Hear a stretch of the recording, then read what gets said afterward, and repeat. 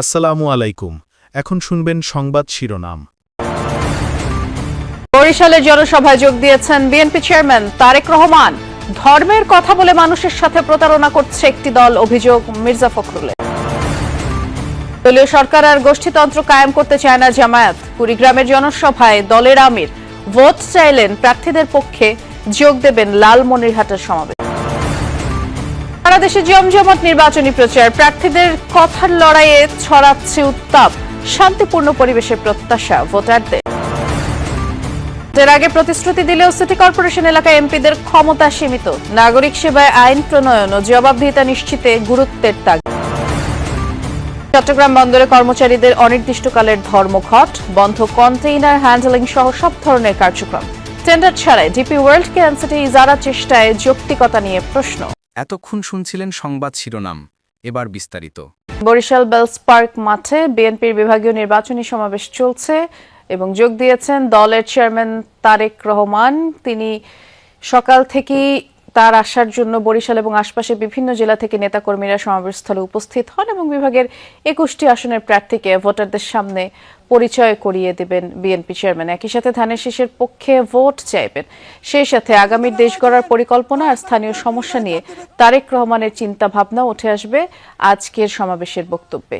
2 দশকের বেশি সময় পর তারেক রহমানের বরিশাল সফর ঘিরে তৃণমূলের নেতাকর্মীরা বেশ উজ্জীবিত। তাদের প্রত্যাশা এই সমাবেশের মধ্য দিয়েই ভোটের প্রচারে গতি বাড়বে এবং ভোটাররাও আশ্বস্ত হবেন প্রার্থীর প্রতি। বরিশালের সমাবেশ শেষে তারেক রহমান যোগ দেবেন ফরিদপুর রাজেন্দ্র কলেজ মাঠের নির্বাচনী সমাবেশে এবং বরিশালের জনসভায় কিছুক্ষণের মধ্যেই বক্তব্য রাখবেন তারেক রহমান।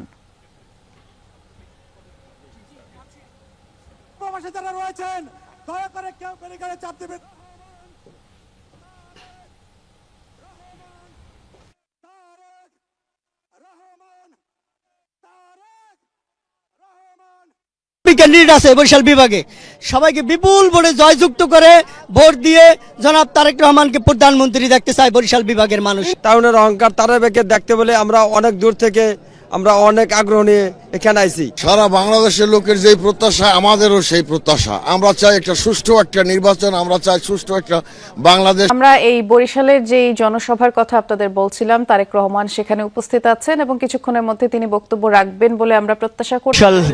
পার্ক মাঠের এই নির্বাচনী সমাবেশ ঘিরে দূর দূরান্ত থেকে মানুষজন গতকাল রাত থেকে রওনা দিয়েছেন, আজ ভোর থেকে এই বরিশালে মাঠে পা রাখছেন। আপনি নিজেই জানেন বৃষ্টি যে এটি পাশের এই জেলাগুলো সবগুলোই আসলে দ্বীপ জেলার মতো, দ্বীপ উপজেলা। সেই সব অঞ্চলে মানুষজন লঞ্চে, স্পিড বোটে, নৌকায়, ইঞ্জিন চালিত নৌকায় যেভাবে পেরেছেন ছুটে এসেছেন। দীর্ঘ দশক পরে এই ঘাটি পরিচিত বিএনপি নির্বাচনী সমাবেশ 21টি সংসদীয় আসনের মধ্যে বিএনপি মনোনীত যেমনটি বলবার চেষ্টা করছিল যে এখানে এই বরিশাল বিভাগের যে 21টি আসনের প্রার্থী আছেন তাদেরকে আসলে তারেক রহমান তার বক্তব্যের পর ভোটারদের সামনে পরিচয় করিয়ে দিবেন এবং একই সাথে ধানের শীষের পক্ষেও ভোট চাইবেন। আমরা সরাসরি দেখতে পাচ্ছি বরিশাল বেলস পার্কের যেই চিত্র, এখানে যে নির্বাচনী জনসভার আয়োজন করা হয়েছে সেই সভাস্থলে তারেক রহমান অপেক্ষারত আছেন। কিছুক্ষণের মধ্যেই তিনি বক্তব্য রাখবেন এবং সেই সাথে আগামীর দেশ গড়ার পরিকল্পনা, স্থানীয় যে সকল সমস্যা আছে তাও সেগুলো নিয়ে তারেক রহমানের যে চিন্তা ভাবনা সেটি উঠে আসবে এই সমাবেশের বক্তব্যে, এমনটি মনে করছেন এখানে যারা তৃণমূলের নেতাকর্মী আছেন তারা। মূলত 2 দশকের বেশি সময় পর তারেক রহমানের এই বরিশালের সফর এবং দলের চেয়ারম্যান হিসেবে এই প্রথমবার বরিশালে সফর করছেন তারেক রহমান। সেক্ষেত্রে বোঝাই যাচ্ছে দলের যারা নেতাকর্মী আছেন, বিশেষ করে তৃণমূলের নেতাকর্মী যারা আছেন তারা বেশ উজ্জীবিত।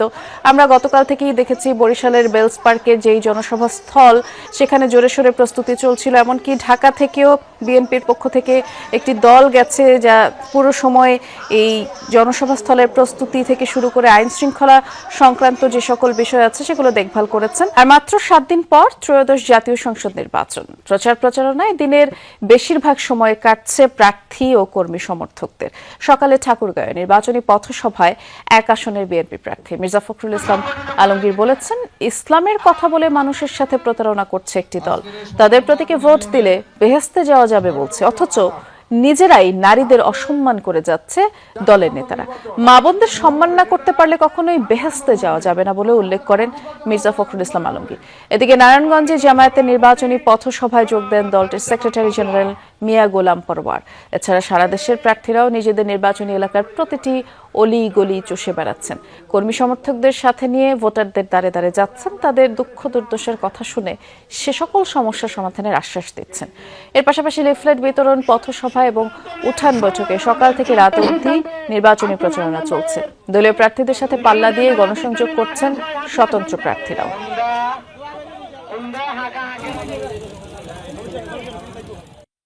মা বোনদেরকে ভুল বুঝাচ্ছে যে দাঁড়িপাল্লা ভোট দিলে নাকি আপনার জান্নাত পাই যাবে। যে আমির সাহেব তিনি নাকি মহিলাদেরকে খুব অশ্লীল ভাষায় গালিগালাজ করছে। সেই মা বোনদেরকে যদি আমরা ইজ্জত করতে না পারি, সম্মান করতে না পারি, তার সম্পর্কে যদি কটু কথা বলতে পারি, তাহলে কি আমরা কোনদিন বেহেশতে যাইতে পারবো? যদি না পারেন 12 তারিখে দেখে নিতে, তাহলে 13 তারিখ থেকে আরো 5 বছর আমরা এরা দেখে নিব।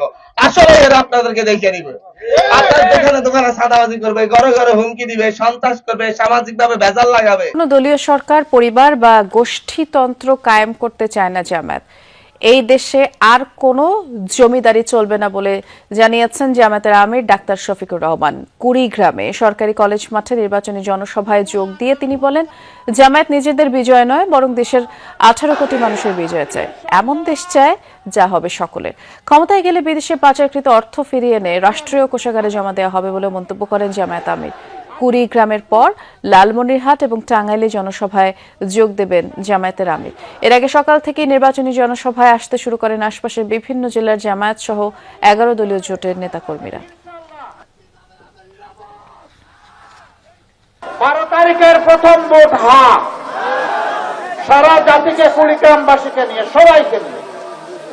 তারপরের ভোট সরকার গঠনের জন্য, ইনসাফ ভিত্তিক রাষ্ট্র কাঠামো গড়ে তোলার জন্য, বেইনসাফি দূর করার জন্য, বৈষম্য দূর করার জন্য, চাঁদাবাজদেরকে রুখে দেওয়ার জন্য, দুর্নীতিকে লাল কার্ড দেখানোর জন্য, আধুনিক বাংলাদেশ কায়েম করার জন্য। বরিশালের বেলস পার্কে নির্বাচনী জনসভায় এই মুহূর্তে কথা বলছেন বিএনপি চেয়ারম্যান তারেক রহমান। আমরা সরাসরি যাচ্ছি তার বক্তব্যে। হত্যার শিকার হয়েছে, গুমের শিকার হয়েছে, খুনের শিকার হয়েছে। প্রিয় ভাই বোনেরা, বিগত 15 বছর আমরা দেখেছি যে জনগণের ভোট নিয়ে কিভাবে নিশিরাতের ভোট অনুষ্ঠিত হয়েছে। আমরা দেখেছি জনগণের ভোটের অধিকার কেড়ে নিয়ে কিভাবে আমি দামি নির্বাচন করা হয়েছিল, তথাকথিত নির্বাচনের নামে। মনে আছে আপনাদের? কিন্তু প্রিয় ভাই বোনেরা, গত 24 সালের ছাত্র জনতার আন্দোলনের মুখে সেই আমি দামি নির্বাচনের মালিক যারা, নিশিরাতের নির্বাচনের মালিক যারা, তারা জনগণের প্রতিরোধের মুখে এই বাংলাদেশ ছেড়ে পালিয়ে যেতে বাধ্য হয়েছে। এখন এই বাংলাদেশ হচ্ছে জনগণের বাংলাদেশ।